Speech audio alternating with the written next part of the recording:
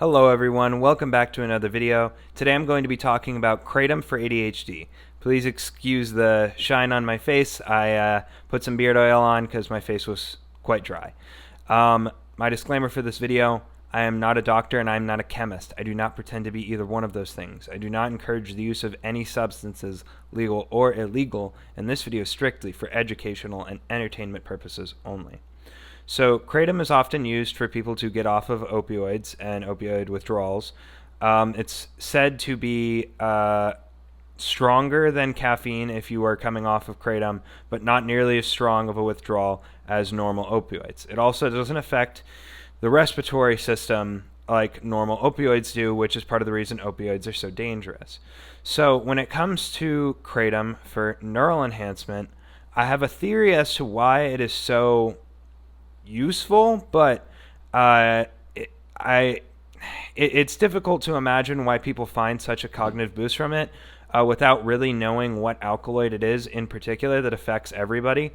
I mean, for right now, we could have an idea of a few alkaloids that could be stimulatory in lower dosages, and then maybe sedative in higher dosages, and then we don't actually know what it is until we test that isolated variable in its own, sort of capsule or whatnot.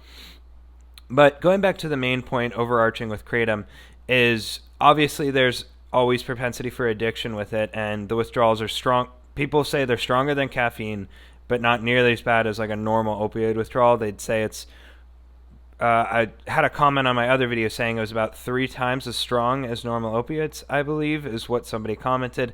I've never had Kratom withdrawals because I don't take it on a daily basis, and I don't take it perpetually or on a normal basis. I take it when I have extreme pain, and that's pretty much the only time I use it or have used it. But I've heard people have great results for using it for ADHD and actually have used it for like cycling their different ADHD meds, and Kratom being one of the ones they use as a stimulant in the mornings. I've heard it can actually be comparable to almost things like Adderall as far as its neurocognitive improving effects. So when it comes down to it, why would Kratom impact the brain in helping it to function better? I have a theory. This is, again, just a theory. If anybody wants to correct me in the comments and just talk about their experience of Kratom and neural enhancement, please tell me. I'd love to hear it. I'm open to new ideas. This is just me talking. As I said, I'm not a doctor or a chemist. I've just been doing my own research over the years. So when it comes to Kratom in particular, we know that it affects the opioid receptor, and it's very effective at dampening pain.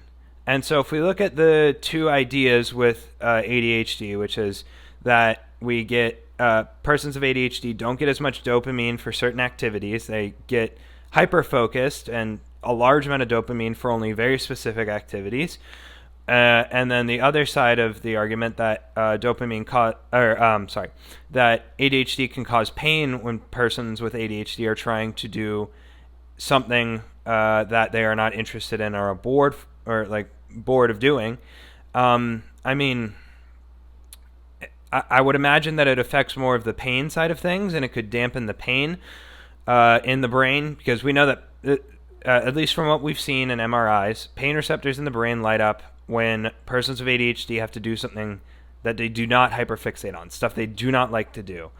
And so my idea is that technically, on the opposing side, as it not being a stimulant, but the reason it helps with people with ADHD so much is because it dampens this painful side of doing things that need to be done, chores that need to be done.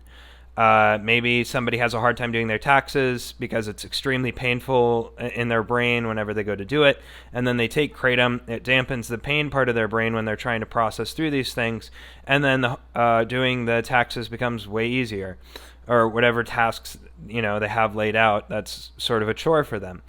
Now, my other side of this theory is that simply because endorphins have many interactions in the brain, or opioids have many interactions in the brain, and overall can make your brain produce happy chemicals, I guess you could say, serotonin and dopamine, it could theoretically just act on the dopamine pathway as well, being a dopamine releaser. Instead of I doubt that there's any dopamine reuptake inhibition. I don't know. There's no studies on this to my knowledge. If I'm wrong, please correct me. I would love to read it. But overall, I think that a lot of people have experienced great benefit for using Kratom for ADHD, and I think the best way that people have been using it is to cycle it.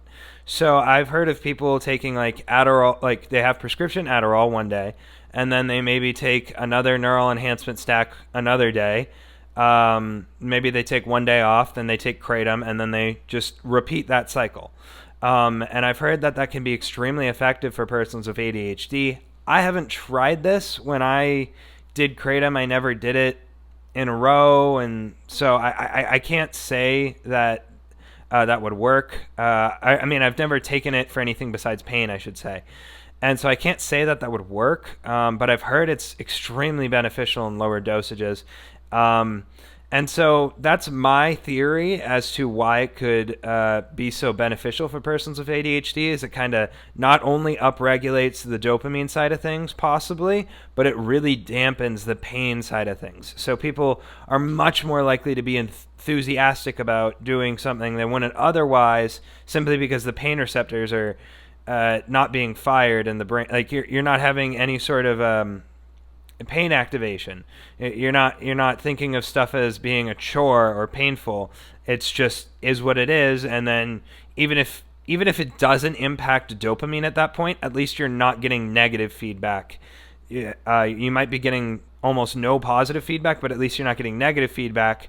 Or if it is impacting dopamine, that's no negative feedback plus positive feedback. So, I would love to hear what everybody has to say about this in the comments. Please tell me what you think. I really think that this could be beneficial for a lot of people with ADHD. I think it has way more of a therapeutic context for persons trying to get off of opioids or people in chronic pain, specifically the elderly.